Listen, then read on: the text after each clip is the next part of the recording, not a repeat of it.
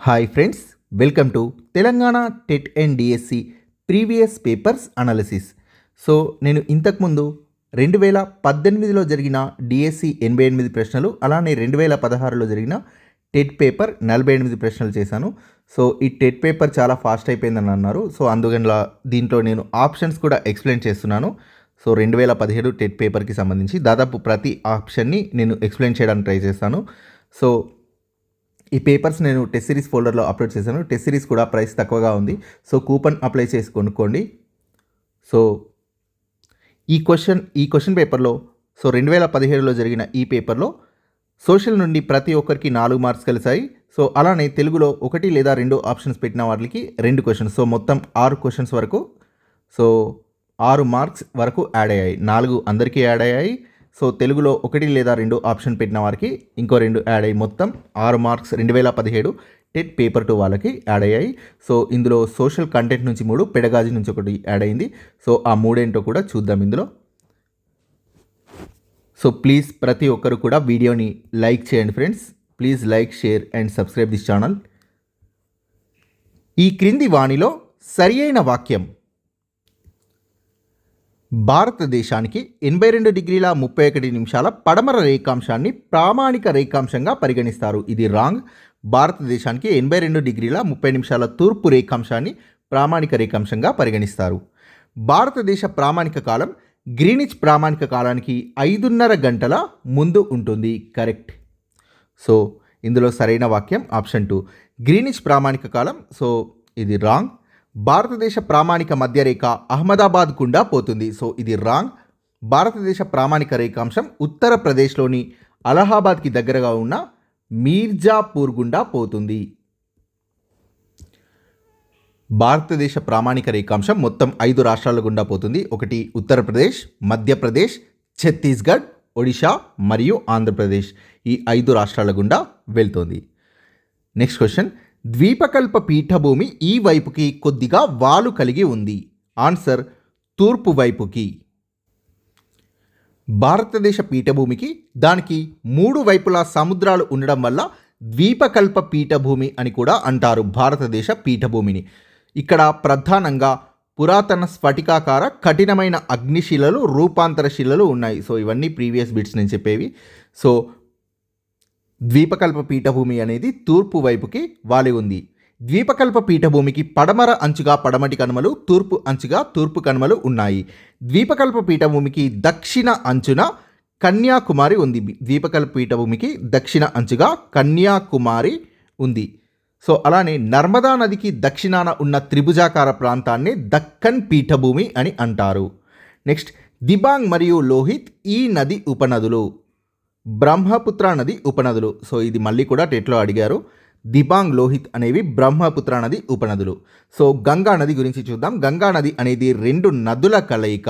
ఒకటి గంగోత్రి హిమానీ నదం దగ్గర పుట్టే భగీరథి కాగా, రెండవది బదరీనాథ్కి వాయువ్య దిశలో సతో పంత్ దగ్గర పుడుతున్న అలకనంద.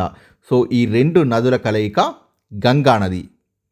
ఈ 2 నదులు కూడా దేవప్రయాగ వద్ద కలిసి గంగా నదిగా మారుతుంది. భగీరథి మరియు అలకనంద నదులు. సో మొన్న 2025లో అడిగిన బిట్, గంగా నది ఎక్కడ పర్వతాల్ని వదిలి మైదానాల్లో ప్రవహిస్తుంది అని అడిగారు. గంగా నది హరిద్వార్ వద్ద పర్వతాల్ని వదిలి మైదానాల్లో ప్రవహిస్తుంది. 29 జూన్ మార్నింగ్ షిఫ్ట్ వాళ్ళకి అడిగారు. సో నెక్స్ట్, సింధు నది.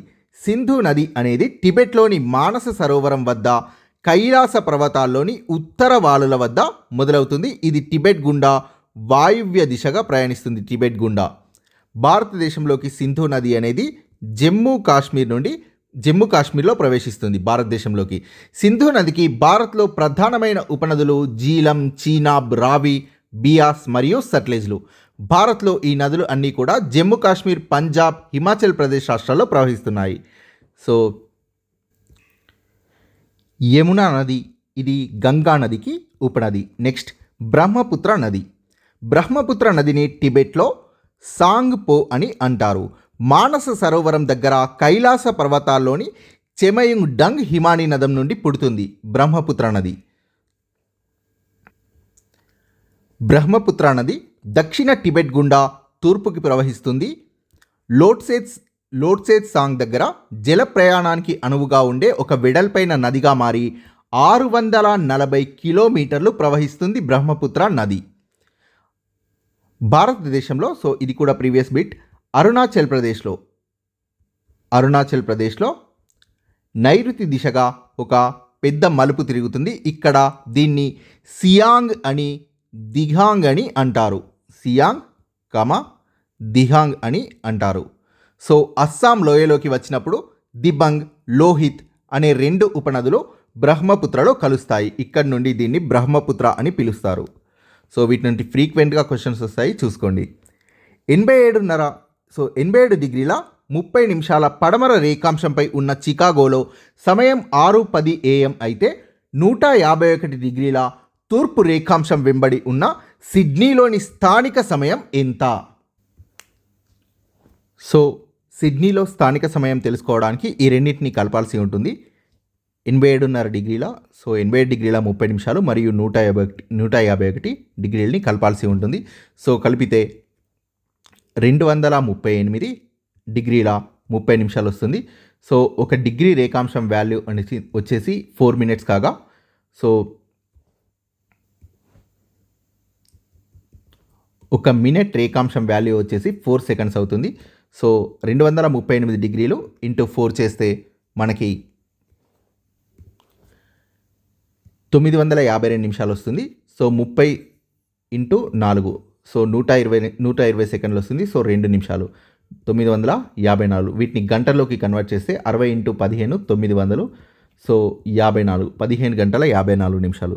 సో చికాగోలో 6 గంటల 10 నిమిషాలు అవుతుంది. సో ఇక్కడ 15 గంటల 54 నిమిషాలు దీనికి కలపాల్సి ఉంటుంది.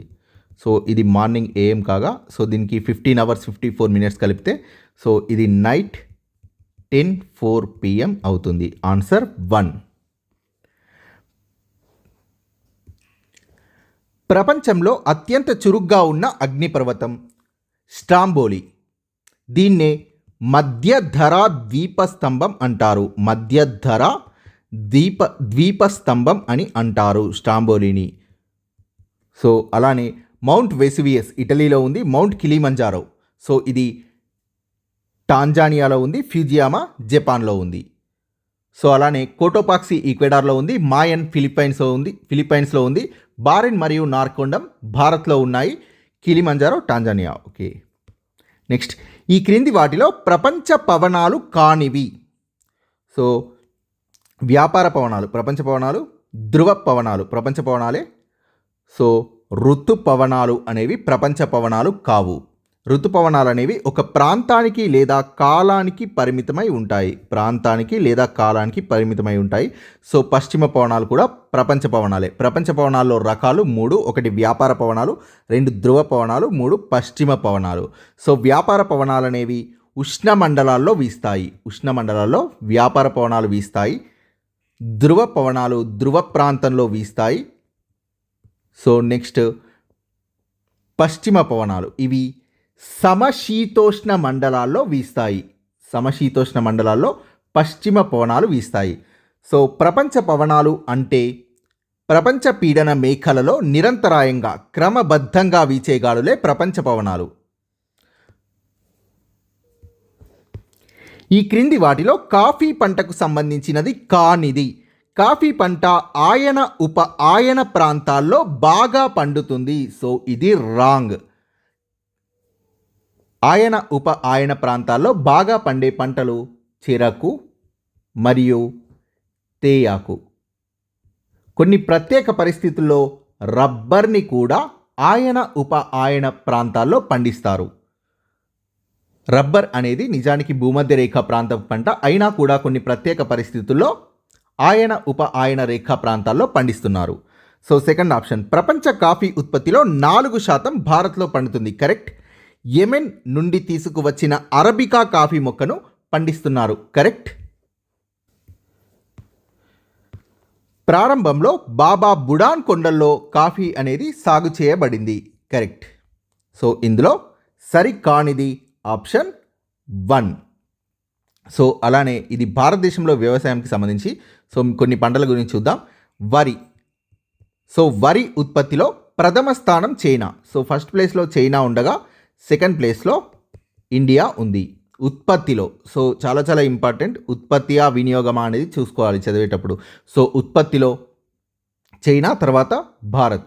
సో అలానే గోధుమ అనేది ఉత్తర వాయువ్య భారతదేశంలో ముఖ్యమైన ఆహార పంట. సో ఇవన్నీ కూడా ఫ్రీక్వెంట్గా అడుగుతున్నవే, నేను ఇక్కడ ఇస్తున్నాను. మొక్కజొన్న అనేది ఖరీఫ్ పంట, ఆహారంగా పశువుల దానాగా ఉపయోగపడుతుంది. 2 సార్లు వచ్చింది బీట్ మొక్కజొన్న గురించి. జొన్న అనేది ఉత్పత్తి మరియు విస్తీర్ణం, జొన్న ఉత్పత్తి మరియు విస్తీర్ణంలో భారతదేశం స్థానం వచ్చేసి 3. పప్పు ధాన్యాల ఉత్పత్తి వినియోగంలో ప్రథమ స్థానంలో భారతదేశం ఉంది. ఉత్పత్తి మరియు వినియోగంలో ప్రథమ స్థానం భారతదేశం. చెరకును పండించడంలో బ్రెజిల్ ఫస్ట్ ప్లేస్లో ఉండగా భారత్ సెకండ్ ప్లేస్లో ఉంది. India place second. పండించడంలో నూనె గింజలు దేశ పంట విస్తీర్ణంలో 12% ఆక్రమిస్తున్నాయి నూనె గింజలు. సో అలానే పండ్లు కూరగాయల ఉత్పత్తిలో ప్రథమ స్థానం భారత్. పండ్లు కూరగాయల ఉత్పత్తిలో ప్రథమ స్థానం భారత్. ప్రపంచ రబ్బర్ ఉత్పత్తిలో భారతదేశం స్థానం 5. సో నేను టెస్ట్ సిరీస్లో ఇవన్నీ కూడా టేబుల్ వేసి ఇచ్చాను చూడండి. అలానే నార పంటలు అంటే పత్తి, జనుము, సహజ పట్టుని నార పంటలు అంటారు. ప్రపంచంలో మొట్టమొదటగా పత్తిని సాగు చేసిన దేశం భారతదేశం. అయితే ప్రపంచ పత్తి ఉత్పత్తిలో భారత స్థానం 3. ఉత్పత్తిలో భారత స్థానం 3. అయితే మొట్టమొదట పత్తిని సాగు చేసిన దేశం భారత్.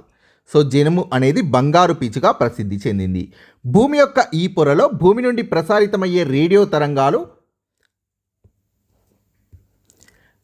తరంగాలను అయాన్లు భూమికి పరావర్తనం చేస్తాయి. సో ఇక్కడ తెలుగులో క్వశ్చన్కి వచ్చారు, రాంగ్ ఇచ్చారు. సో భూమి యొక్క ఈ పొరలో భూమి నుండి ప్రసారితమయ్యే రేడియో తరంగాలను అయాన్లు అనే విద్యుదావేశం గల కణాలు పరావర్తనం చేస్తాయి, భూమికి పరావర్తనం చేస్తాయి అనేది క్వశ్చను. సో ఏ పొర, రేడియో తరంగాలు అనేది ఏ పొర నుండి పరావర్తనం అవుతాయి? సో ఆన్సర్ థర్మో ఆవరణం. సో ఇక్కడ థర్మో ఆవరణంలో అయాన్లు అనే విద్యుదావేశం గల కణాలు ఉంటాయి. ఈ అయాన్లు భూమి నుండి ప్రసారం అయ్యే రేడియో తరంగాలను పరావర్తనం చేస్తాయి. దీన్నే అయానో ఆవరణం అని కూడా అంటారు, థర్మో ఆవరణాన్ని.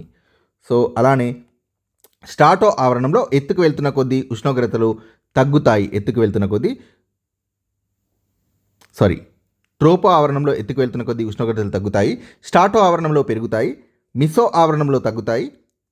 థర్మో ఆవరణంలో ఎత్తుకు వెళ్తున్న కొద్దీ ఉష్ణోగ్రతలు అనేవి వేగంగా పెరుగుతాయి. సో ఈ ఆవరణాలకు సంబంధించి ప్రతి బిట్ కూడా క్వశ్చన్గా వచ్చింది. సో చూద్దాం మళ్ళీ. ట్రోపో ఆవరణం వాతావరణంలోని 75% వాయువులు కలిగిన అధిక సాంద్రత గల పొర ట్రోపో ఆవరణం. సో అవపాతం కానీ శీతోష్ణ స్థితిలో మార్పులు కానీ ఈ పొరలోనే, ట్రోపో ఆవరణంలోనే సంభవిస్తాయి. ట్రోపో ఆవరణం ఎత్తు అనేది ధృవాల వద్ద 8 కిలోమీటర్లు ఉంటుంది. ధృవాల వద్ద భూమధ్య రేఖ వద్ద 18 కిలోమీటర్లు ఉంటుంది. సగటు ఎత్తు 13 కిలోమీటర్లు. నెక్స్ట్ థర్మో ఆవరణం చూసాం. ఆ తర్వాత స్టాటో ఆవరణం. సో ఇది 50 కిలోమీటర్ల ఎత్తు వరకు ఉంటుంది. ఇక్కడ మబ్బులు ఉండకపోవడం వల్ల సో ఇక్కడ వర్షపాతం, తుఫాన్లు ఉండవు. జెట్ విమానాలు ఎగరడానికి అనుకూలమైన పొర స్టాటో పొర. సో దీని పై భాగంలో ఓజోన్ పొర ఉంటుంది. నెక్స్ట్ మిసో ఆవరణం ఎత్తు 80 కిలోమీటర్ల వరకు ఉంటుంది. సో ఉల్కలు ఈ పొరలోకి ప్రవేశించగానే కాలిపోతాయి. ఎక్సో ఆవరణం మొత్తం అన్నిటికంటే చివరి పై పొర అత్యంత ఎత్తులో ఉంటుంది. భూప్రావారం యొక్క పై పొరను ఈ విధంగా పిలుస్తారు, లిథోస్పియర్ అని పిలుస్తారు. భూప్రావారం యొక్క పై పొరను లిథోస్పియర్ అని పిలుస్తారు. నీటి ఆవిరి, నీటి బిందువులుగా లేదా మంచు స్ఫటికాలుగా మారే ప్రక్రియని ఇలా పిలుస్తారు. ద్రవీభవనం, కండెన్సేషన్ అని పిలుస్తారు. సో ఒకసారి చూద్దాం. భూప్రావారం అనేది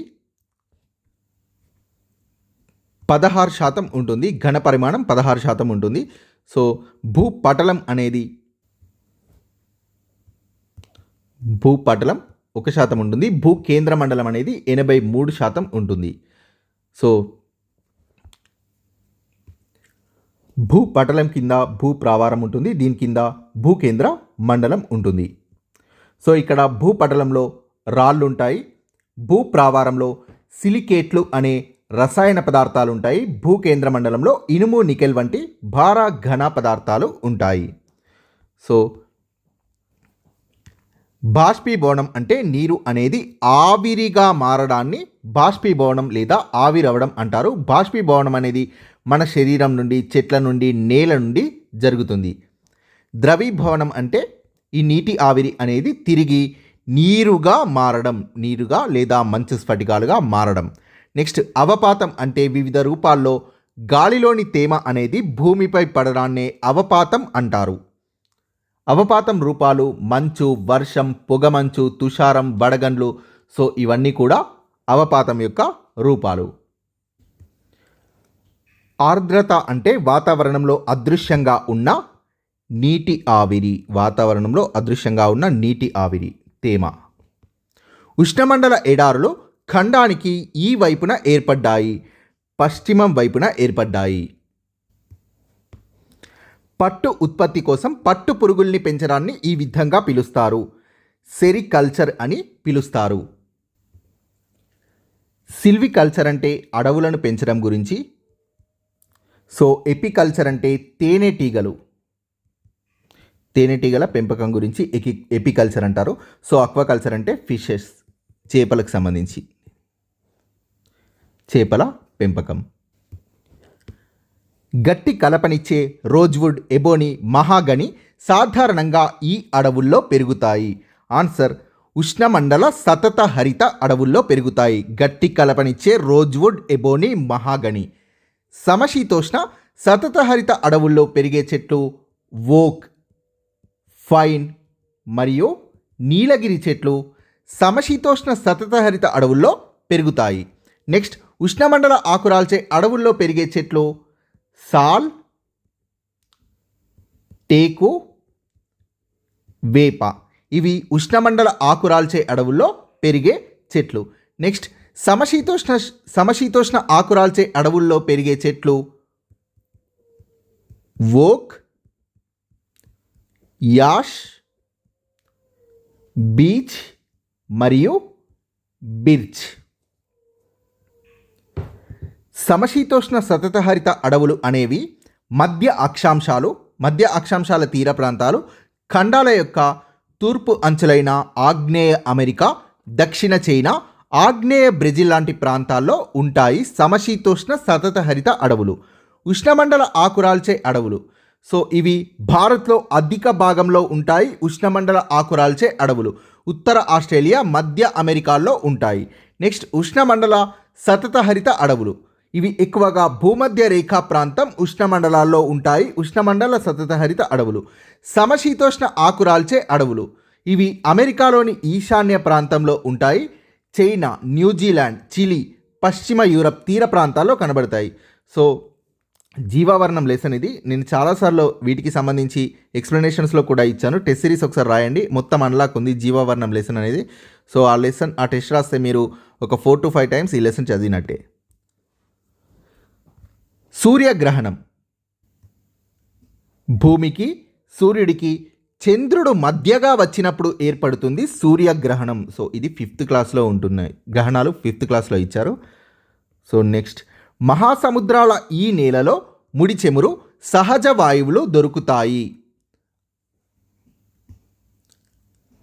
ఖండతీరపు అంచులో ముడి చెమురు మరియు సహజ వాయువులు దొరుకుతాయి. ఖండతీరపు అంచు అనేది భూమికి, సముద్రానికి మధ్య సరిహద్దు ప్రాంతం.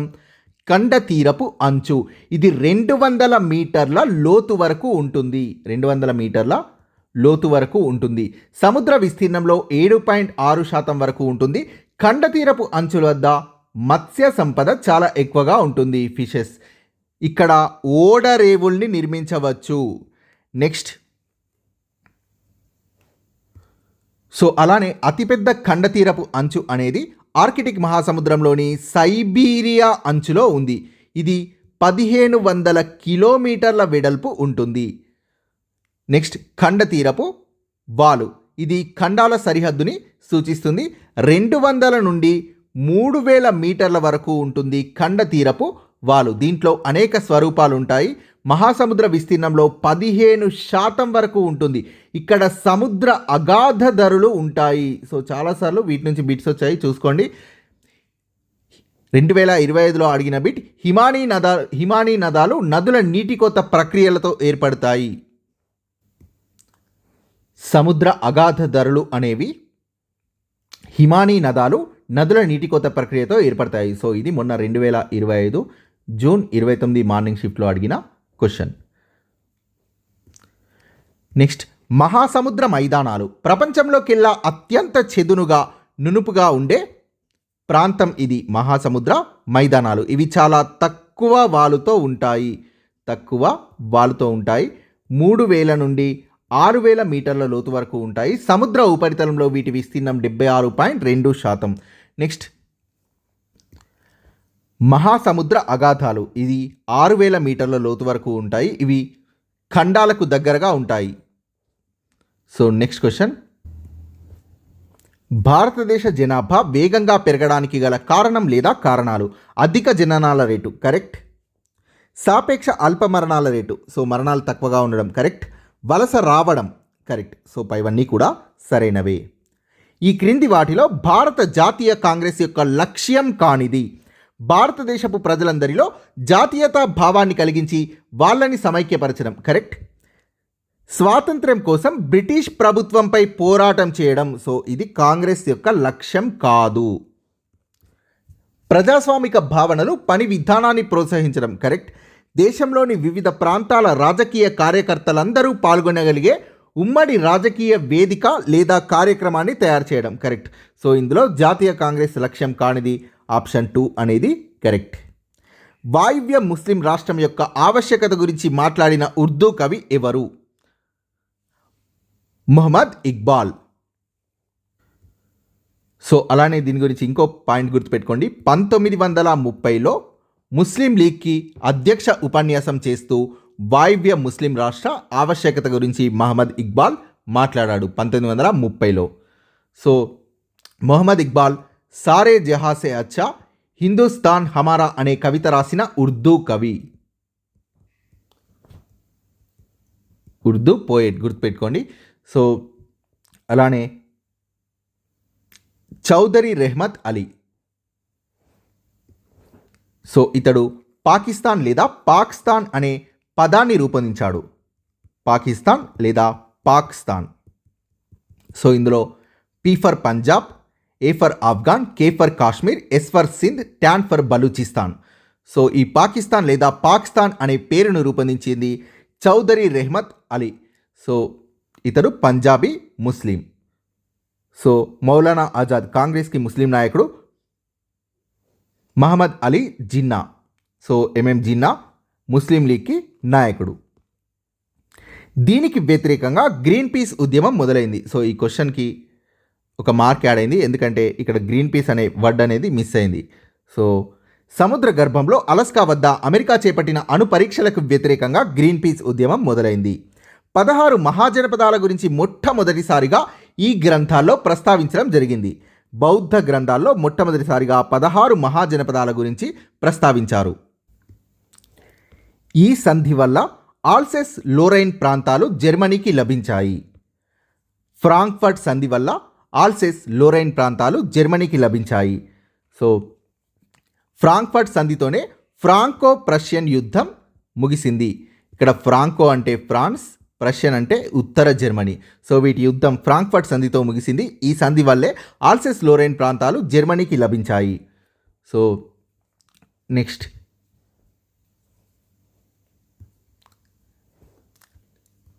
ఇంకొకటి ప్యారిస్ ఒప్పందం. ఈ ప్యారిస్ ఒప్పందం 1783 సెప్టెంబర్లో జరిగింది. ప్యారిస్ ఒప్పందంపై యుఎస్ మరియు బ్రిటిష్ ప్రతినిధులు సంతకం చేశారు. దీనివల్ల అమెరికా స్వాతంత్ర్య యుద్ధం అనేది ముగిసింది. ఈ ప్యారిస్ ఒప్పందం అనేది 1783లో జరిగింది. 13 వలస రాష్ట్రాల స్వాతంత్ర్యాన్ని బ్రిటన్ గుర్తించింది ప్యారిస్ సంధి ద్వారా. నెక్స్ట్, వర్సైల్స్ ట్రీటీ, వర్సైల్స్ ఒప్పందం 1919. సో ఈ వర్సైల్స్ ఒప్పందం అనేది జర్మనీపై ఆర్థికంగా చాలా పెద్ద జరిమానాల్ని విధించింది. వర్సైల్స్ ఒప్పందం వల్లే 1920 జనవరి 11న నానాజాతి సమితి ఏర్పడింది. మొదటి అంతర్జాతీయ సంస్థగా నానాజాతి సమితి వర్సైల్స్ ఒప్పందం ద్వారా ఏర్పడింది. సో ప్రపంచ శాంతి సాధన అనే లక్ష్యంతో నానాజాతి సమితి అనేది ఏర్పడింది. నెక్స్ట్, నానాజాతి సమితిలో సభ్య దేశాలు మొత్తం 58. సో నానాజాతి సమితి అనేది ఎందుకు ఏర్పడిందంటే ఆయుధాల యొక్క తయారీని తగ్గించడం, ఆయుధాల తగ్గింపు, సంప్రదింపులు డిస్కషన్ ద్వారా తగాదాలని పరిష్కరించడం, యుద్ధాల్ని నివారించడం కోసం ఏర్పడింది. సో ఇది అభివృద్ధి కోసం, కార్మికుల సంక్షేమం కోసం, ఆరోగ్యం లాంటి వాటి కోసం కూడా కృషి చేసింది. అయితే రెండవ ప్రపంచ యుద్ధాన్ని నానాజాతి సమితి అనేది ఆపలేకపోయింది. 1857 తిరుగుబాటుకు తక్షణ కారణం. సో ఇది ఇంటర్ క్వశ్చన్. లార్డ్ కానింగ్ సిపాయిలకు కొవ్వు పూసిన తూటాల్ని సరఫరా చేయడం 1857 తిరుగుబాటుకి తక్షణ కారణం. ఈ క్రింది వాటిలో సరికాని జత ఏది? 2 treatises of government by John Locke. So దీన్ని రచించినది John Locke. 2 treatises of government. The prince by Machiavelli. So ఇది రాంగ్, సరికానిది ఆప్షన్ 2. ప్రిన్స్ అనే గ్రంథాన్ని రచించినది Machiavelli. The social contract Jean Jacques Rousseau, correct. The spirit of the laws. So laws అంటే ఇది LAWS. The spirit of the laws written by Montesquieu. ఈ క్రింది భాషలు లాటిన్ భాష నుండి పుట్టినవిగా భావిస్తారు, పరిగణిస్తారు. సో అది స్పానిష్ మరియు పోర్చుగీస్. మళ్ళీ తర్వాత జరిగిన టెట్స్లో కూడా ఈ క్వశ్చన్ వచ్చింది. ప్రాతినిధ్యం లేకుండా పన్ను చెల్లింపు లేదు అనే నినాదాన్ని ఇచ్చిన విప్లవం అమెరికా వలస ప్రాంతాల ప్రజలు ఇచ్చారు. ఈ నినాదాన్ని ప్రాతినిధ్యం లేకుండా పన్ను చెల్లింపు లేదు. సో మహోన్నత విప్లవం, దీన్నే రక్తపాత రహిత విప్లవం అని అంటారు. సో ఇది బ్రిటన్కి సంబంధించింది. పార్లమెంట్ చేతుల్లోకి అధికారం వెళ్ళింది. సో ఒక్క తుపాకీ గుండు కూడా పేల్చకుండా, ఒక్క రక్తం బొట్టు కూడా చిందించకుండా రాజ్యాంగబద్ధమైన రాజరికం. అంటే పార్లమెంట్కి ఎక్కువ అధికారాలు ఉంటాయి, రాజుకు తక్కువ అధికారాలు ఉంటాయి. అందుకే ఈ మార్పుని మహోన్నత విప్లవం అని అంటారు. సో ఒక్క తుపాకీ గుండు పేల్చకుండా, ఒక్క రక్తం బొట్టు కూడా చిందించకుండా మార్పు సంభవించడం వల్ల మహోన్నత విప్లవం లేదా రక్తపాత రహిత విప్లవం అని అంటారు. రష్యా విప్లవం 1917లో జరిగింది. ప్రఖ్యాతిగాంచిన పైటా శిల్పం వీరికి చెందినది, మైఖేల్ ఆంజిలోకి చెందినది. సో ఇదే క్వశ్చన్ని మొన్న జూన్ 2025 రోజు 25లో ఒక షిఫ్ట్లో అడిగారు. సో రివర్స్లో అడిగారు, మైఖేల్ ఆంజిలో సో శిల్పం గురించి అడిగారు, పైటా ఆన్సర్. సో ఈ లెసన్ అనేది 9th క్లాస్లో నుంచి తీసేశారు, బట్ నేను ప్రొవైడ్ చేస్తాను ఫ్రెండ్స్, ఎందుకంటే ఇది టెట్ సిలబస్లో ఈ లెసన్ ఇవ్వడం జరిగింది. సో నేను త్వరలోనే ప్రొవైడ్ చేస్తాను ఈ ఫుల్ లెసన్ అనేది. రాజధానిని హనుమకొండ నుంచి ఓరుగల్లుకు మార్చిన కాకతీయ పాలకుడు ఎవరు? రుద్రదేవుడు. సో దీనికి కూడా ఒక మార్క్ అనేది యాడ్ అయింది. ఓల్డ్ బుక్స్లో దీనికి గణపతి దేవుడు అనే ఆన్సర్ ఉంది. సో అందువల్ల దీనికి ఒక మార్క్ అనేది యాడ్ చేశారు. వీరి ఆశీస్సులతో హరిహర రాయలు, బుక్కరాయలు విజయనగర సామ్రాజ్యాన్ని స్థాపించారు. విద్యారణ్య స్వామి ఆశీస్సులతో. రెండవ ప్రపంచ యుద్ధానికి తక్షణ కారణం డాన్జింగ్ రేవుని జర్మనీకి అప్పగించడానికి పోలాండ్ నిరాకరించడం వల్ల జర్మన్ సైన్యాలు పోలాండ్ పైకి దండెత్తడం రెండవ ప్రపంచ యుద్ధానికి తక్షణ కారణం. సో పోలాండ్ నిరాకరించడం వల్ల జర్మన్ సైన్యాలు పోలాండ్లోకి ప్రవేశించి శిక్షించడానికి జర్మన్ సైన్యాలు దండెత్తాయి. అయితే పోలాండ్కి బ్రిటన్తో సైనిక ఒప్పందం ఉండడం వల్ల పోలాండ్ పక్షాన బ్రిటన్ యుద్ధంలోకి చేరింది. ఆ నెక్స్ట్ డేనే, సెకండ్ డే, ఫ్రాన్స్ కూడా యుద్ధంలోకి చేరింది. సో రెండో ప్రపంచ యుద్ధం మొదలైంది. ముందుగా యూకే, తర్వాత ఫ్రాన్స్ ఈ యుద్ధంలోకి ప్రవేశించాయి. సో అలానే మొదటి ప్రపంచ యుద్ధానికి తక్షణ కారణం 1914 జూన్ 28న ఆస్ట్రియాకు చెందిన రాకుమారుడైన ఆర్చ్ డ్యూక్ ఫ్రాంజ్ ఫెర్డినాండ్ ఒక బోస్నియన్ సెర్బు చేతిలో హత్యకు గురి కావడం మొదటి ప్రపంచ యుద్ధానికి తక్షణ కారణం. సో ఈ బిట్ కూడా వచ్చింది. అశోకుడి శాసనాలు చాలా వరకు ఈ లిపిలో వ్రాయబడి ఉన్నాయి, బ్రాహ్మీ లిపిలో. సో భారతీయ భాషలకు మూలం బ్రాహ్మీ లిపి. శిక్ష, కల్ప, వ్యాకరణ, నిరుక్త, చాంద, జ్యోతిష్య అనేవి వేదాంగాలు. సో ఇది ఇంటర్ రిలేటెడ్. మనుషులందరికీ ఒకే కులం, ఒకే మతం, ఒకే దేవుడు అనే భావనని ప్రచారం చేసిన మత గురువు ఎవరు? ఆన్సర్ నారాయణ గురు. మనుషులందరికీ ఒకే కులం, ఒకే మతం, ఒకే దేవుడు అనే భావనని ప్రచారం చేసిన మత గురువు నారాయణ గురు. ఈజువా కులస్తులను సారాయిని కాయడం, జంతువుల్ని బలివ్వడం లాంటివి మానేయమని పిలుపునిచ్చాడు నారాయణ గురు. కుల వివక్షతను పాటించని దేవాలయాల్ని స్థాపించాడు నారాయణ గురు. ఈ దేవాలయాల్లో బ్రాహ్మణ పూజారులు లేకుండా సామాన్యమైన పూజా విధానాల్ని ఆచరించేవారు. గుడులు కట్టడం కంటే బాలలకు బడులు కట్టడం ఎంతో ముఖ్యమని నారాయణ గురు చెప్పేవాడు. Next options. Doctor BR Ambedkar 14 April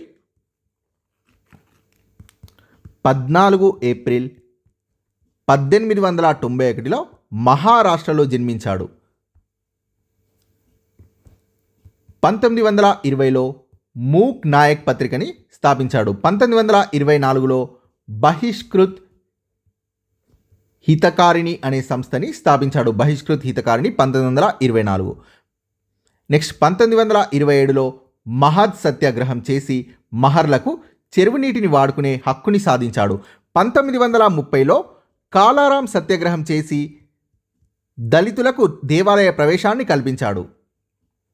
1936లో independent labour పార్టీని స్థాపించాడు. 1942లో దళితుల కోసం షెడ్యూల్డ్ కాస్ట్ ఫెడరేషన్ అనే మరొక పార్టీని స్థాపించాడు. నెక్స్ట్ అరిగే రామస్వామి. అచల సిద్ధాంతం, బ్రహ్మ సమాజాల్ని అనుసరించాడు. సునీత బాల సమాజాన్ని స్థాపించాడు. చాలా చాలా ఇంపార్టెంట్. సునీత బాల సమాజాన్ని స్థాపించాడు. ఆది హిందూ జాతీయోన్నతి సభని స్థాపించాడు. Next option Bhagya Reddy Varma. భాగ్యారెడ్డి వర్మ అసలు పేరు మ్యాదరి బాగయ్య. దళితులు తమని ఆది హిందువులుగా పిలుచుకోవాలని భాగ్యారెడ్డి వర్మ పిలిపించాడు. సో 1906లో చాలా చాలా ఇంపార్టెంట్, జగన్ మిత్ర మండలిని ప్రారంభించాడు. జన ఆదరణ పొందిన కళలను ఉపయోగించుకొని దళితుల్లో చైతన్యం కలిగించడానికి 1906లో జగన్ మిత్ర మండలిని స్థాపించినది భాగ్యరెడ్డి వర్మ. సో నెక్స్ట్, క్రింది వాటిలో ఎలక్షన్ కమిషన్కి చెంది సరైనది కానిది గుర్తించండి. రాజ్యాంగంలోని ఆర్టికల్ 324లో ఎన్నికల సంఘం యొక్క నిర్మాణం, అధికార విధుల్ని గురించి వివరించారు. ఆర్టికల్ 324లో కరెక్ట్. ఎలక్షన్ కమిషన్ ఒక స్వయం ప్రతిపత్తి గల ఒక రాజ్యాంగ సంస్థ. కరెక్ట్. ఎన్నికల సంఘం ఎన్నికల షెడ్యూల్ని ప్రకటిస్తుంది. కరెక్ట్. నోటా అంటే నన్ ఆఫ్ ది ఎబోవ్, దీని మీనింగ్ నోటా ఐచ్ఛికాన్ని మొదటిసారిగా ఉత్తరప్రదేశ్ శాసనసభ ఎన్నికల్లో ప్రవేశపెట్టారు. సో ఇది రాంగ్. సో నోటాని తొలిసారిగా 2013లో ప్రవేశపెట్టారు. 2013లో people's union of civil liberties కేసులో సుప్రీంకోర్టు ఇచ్చిన తీర్పు ఆధారంగా నోటా అనేది భావ ప్రకటన స్వేచ్ఛలో భాగం అని సుప్రీంకోర్టు వ్యాఖ్యానించింది. నోటా ఆప్షన్ని మొదటిసారిగా ఢిల్లీ, మిజోరాం, రాజస్థాన్, ఛత్తీస్గఢ్, మధ్యప్రదేశ్ శాసనసభ ఎన్నికల్లో 2013లో ప్రవేశపెట్టారు. సో ఉత్తరప్రదేశ్ అనేది రాంగ్. నెక్స్ట్, భారత రాజ్యాంగ ప్రవేశికలో 42వ రాజ్యాంగ సవరణ ద్వారా చేర్చబడిన 2 పదాలు సామ్యవాద మరియు లౌకిక. ఈ క్రింది వాటిలో భారత రాష్ట్రపతి ఎన్నికకు సంబంధించి సరైనది. పోటీ చేసే అభ్యర్థికి 30 సంవత్సరాలు నిండి ఉండాలి భారత రాష్ట్రపతి ఎన్నికకు సంబంధించి. సో ఇది రాంగ్. 35 సంవత్సరాలు నిండి ఉండాలి. ఎన్నికల గణంలో ఎలక్టోరల్ కాలేజ్లో ఎన్నికల గణంలో పార్లమెంటులోని ఉభయ సభలకు, సో అంటే లోక్సభ, రాజ్యసభకి ఎన్నుకోబడిన రాష్ట్రాల విధానసభ సభ్యులు రాష్ట్రపతిని ఎన్నుకుంటారు. కరెక్ట్. సో రాష్ట్రపతి ఎన్నికకు సంబంధించి సరైనది ఆప్షన్ 2. సో చాలాసార్లు చాలా ఎగ్జామ్స్లో ఈ క్వశ్చన్ అడిగారు, గుర్తుపెట్టుకోండి. ఉభయ సభలకు ఎన్నుకోబడిన రాష్ట్రాల విధానసభ సభ్యులు రాష్ట్రపతిని ఎన్నుకుంటారు. సో పార్లమెంట్లోని నామినేటెడ్ సభ్యులు ఎన్నికల్లో పాల్గొంటారు. సో ఇవన్నీ కూడా రాంగ్. లాభాన్నిచ్చే పదవిని కలిగి ఉండడు. సో అలానే ఏజెస్కి సంబంధించి చూద్దాం. ప్రెసిడెంట్, రాష్ట్రపతికి 35 సంవత్సరాలు నిండి ఉండాలి లేదా కనీస వయసు 35 సంవత్సరాలు ప్రెసిడెంట్కి. అలానే గవర్నర్కి మినిమం ఏజ్ కనీస వయసు 35 సంవత్సరాలు. వైస్ ప్రెసిడెంట్ ఉపరాష్ట్రపతికి 35 సంవత్సరాలు ఉండాలి. అలానే సీఎం చీఫ్ మినిస్టర్కి, ప్రైమ్ మినిస్టర్కి 25 సంవత్సరాల వయసు నిండి ఉండాలి. ఎమ్మెల్సీకి 30 సంవత్సరాల వయసు ఉండాలి. లోక్సభ మెంబర్కి 25 సంవత్సరాలు, రాజ్యసభ మెంబర్కి 30 సంవత్సరాలు కనీస వయస్సు ఉండాలి. సో అలానే పంచాయతీ ఎన్నికలు పోటీ చేయడానికి 21 సంవత్సరాల వయస్సు నిండి ఉండాలి. సో ఎమ్మెల్యేకి 25 ఇయర్స్. సో ఇవన్నీ కూడా కనీస వయస్సు. భారత రాజ్యాంగంలోని ఈ భాగాల్లో ప్రాథమిక హక్కులు మరియు ఆదేశిక సూత్రాలు పొందుపరచబడ్డాయి. సో ప్రాథమిక హక్కులు 3వ భాగం, ఆదేశిక సూత్రాలు 4వ భాగంలో పొందుపరచబడ్డాయి. ఈ విషయంలో పార్లమెంటు మాత్రమే చట్టాలు చేయగలదు. రక్షణ, డిఫెన్స్ మరియు కరెన్సీ, సో వీటి విషయంలో పార్లమెంట్ మాత్రమే చట్టాలు చేయగలదు. సో దేశం మొత్తానికి కరెన్సీ అనేది ఒకే విధంగా ఉంటుంది. సైన్యం, రక్షణ అనేవి కేంద్ర జాబితాలోకి వస్తుంది. ఈ క్రింది అంశంపై సూచనలు చేయడానికి కేంద్ర ప్రభుత్వం జస్టిస్ వర్మ కమిషన్ని ఏర్పాటు చేసింది. వేధింపుల నిరోధానికి, లైంగిక అత్యాచార నియంత్రణకి. సో ఇది మళ్ళీ కూడా టెట్లో అడిగారు. రాజ్యాంగ ముసాయిదా కమిటీ సభ్యుడు. Answer KM Munshi. So 29 August 1947న భారత రాజ్యాంగ నిర్మాణ ముసాయిదా కమిటీ అనేది నియమించబడింది. ఈ కమిటీలో ప్రెసిడెంట్ అయిన అంబేద్కర్తో పాటు 6 సభ్యులు ఉన్నారు. అందులో ఒకరు KM Munshi, next Alladi Krishnaswami Ayyar, N Gopalaswami Ayyangar, BL Mitter, Mohammed Saadulla, DP Khaitan. So మొన్నటి టెట్లో బెనగల్ నరసింహరావు మీద క్వశ్చన్ వచ్చింది. సో బెనగల్ నరసింహరావు రాజ్యాంగ సలహాదారు. అయితే అడిగిన క్వశ్చన్ తర్వాత కాలంలో అంటే 1950వ సంవత్సరంలో అంతర్జాతీయ న్యాయస్థానంలో భారతదేశం నుండి మొట్టమొదటి న్యాయమూర్తిగా నియమింపబడ్డారు. సో ఈ క్వశ్చన్ అడిగారు బెనగల్ నరసింహరావు. పంచశీల సూత్రం లేదా సూత్రాలు. సో దీనికి కూడా ఒక మార్క్ యాడ్ అయింది. సో ఇంగ్లీష్ వర్షన్ మరియు తెలుగు వర్షన్ డిఫరెంట్గా ఉండడం వల్ల మార్క్ యాడ్ అయింది. ఒకరి సర్వసత్తాకతను, భౌగోళిక సమగ్రతను మరొకరు గౌరవించడం. కరెక్ట్. ఇతర దేశాల అంతర్గత వ్యవహారాల్లో జోక్యం చేసుకోవడం. సో ఇంగ్లీష్లో కరెక్ట్ ఇచ్చారు, జోక్యం చేసుకోకపోవడం అని. సో అది ఇంగ్లీష్లో కరెక్ట్, ఇది తెలుగులో రాంగ్. శాంతియుత సహజీవనాన్ని ప్రోత్సహించడం. కరెక్ట్. మధ్యప్రాచ్య ప్రాంతంలో పెరిగిన జాతీయతావాద భావాన్ని ఆపడం. సో ఇది కాదు. సో ఇది ఎక్కువగా ఇంటర్నేషనల్ రిలేషన్స్కి సంబంధించింది. సో ఇందులో ఏ మరియు సి మాత్రమే కరెక్ట్. సో ఇక్కడ అలాంటి ఆప్షన్ లేదు కాబట్టి ఒక మార్క్ అనేది యాడ్ అయింది. ఒక దేశ సామాజిక ఆర్థిక కోణాల్లో సాధించిన అభివృద్ధిని కొలిచే గణాంక సూచి మానవ అభివృద్ధి సూచిక. ఒక దేశ సామాజిక ఆర్థిక కోణాల్లో సాధించిన అభివృద్ధిని ఇది కొలుస్తుంది. మానవ అభివృద్ధి సూచికను ప్రచురించేది యునైటెడ్ నేషన్స్ డెవలప్మెంట్ ప్రోగ్రామ్, ఐక్యరాజ్య సమితి అభివృద్ధి కార్యక్రమం.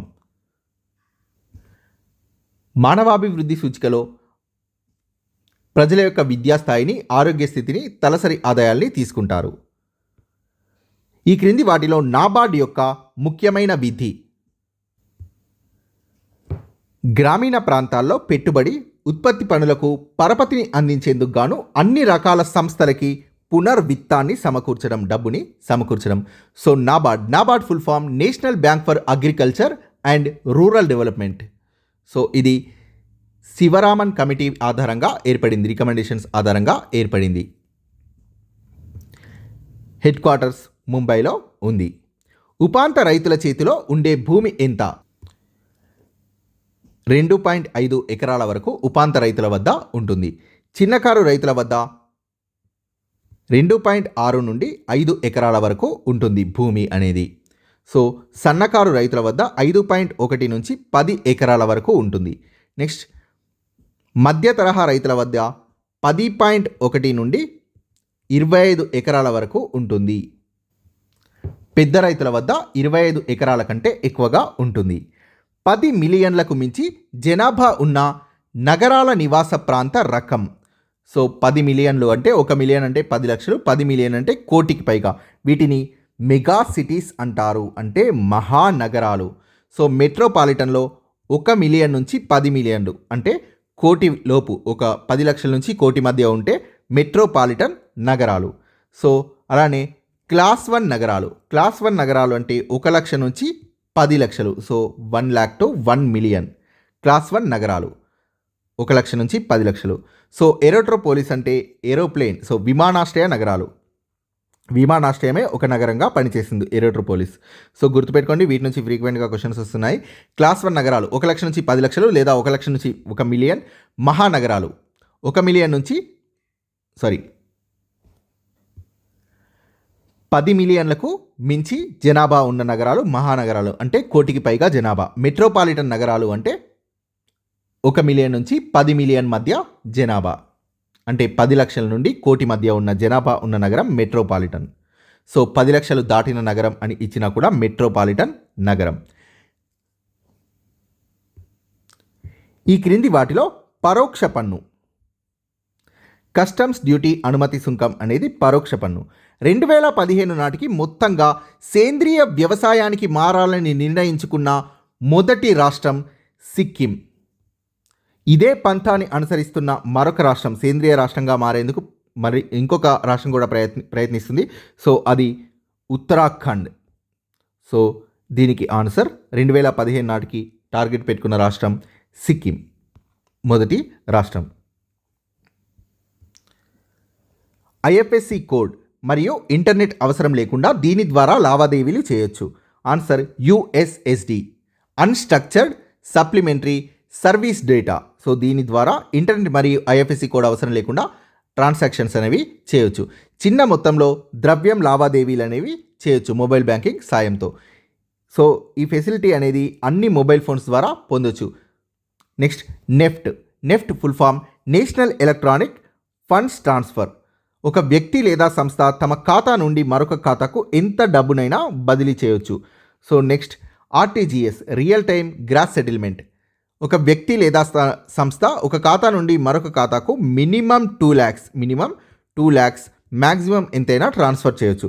Next IMPS, immediate payment service. ఒక వ్యక్తి లేదా సంస్థ ఒక ఖాతా నుండి మరొక ఖాతాకు మొబైల్ లేదా ఇంటర్నెట్ బ్యాంకింగ్ లేదా ఏటీఎం ద్వారా తక్షణం బదిలీ చేయొచ్చు. సో ఐఎఫ్ఎస్సి అంటే ఇండియన్ ఫైనాన్షియల్ సిస్టమ్ కోడ్. ప్రతి బ్యాంక్ కలిగి ఉండే 11 అంకెల సంఖ్య ఐఎఫ్ఎస్సి. ఇందులో మొదటి 4 అంకెలు బ్యాంక్ కోడ్ కాగా మిగిలిన అంకెలు బ్రాంచ్ కోడ్. సో నెక్స్ట్ ఈ క్రింది వాటిలో సేవా రంగానికి చెందినది వ్యాపారం అనేది సేవా రంగానికి చెందినది. సో పశువుల్ని పెంచడం, గనులు, వ్యవసాయం ఇవన్నీ కూడా ప్రాథమిక లేదా వ్యవసాయ రంగానికి చెందినది. సో గనులు అనేది కూడా వ్యవసాయ రంగానికి చెందినది. సో కన్ఫ్యూజ్ కావద్దు. సో అలానే transport, banking, education, health care ఇవన్నీ కూడా తృతీయ రంగమైన సేవా రంగం కిందకే వస్తాయి. So thank you friends. మీకు కనుక ఈ వీడియో నచ్చినట్లయితే లైక్ చేయండి, షేర్ చేయండి, ఛానల్ని సబ్స్క్రైబ్ చేసుకోండి. Thank you very much.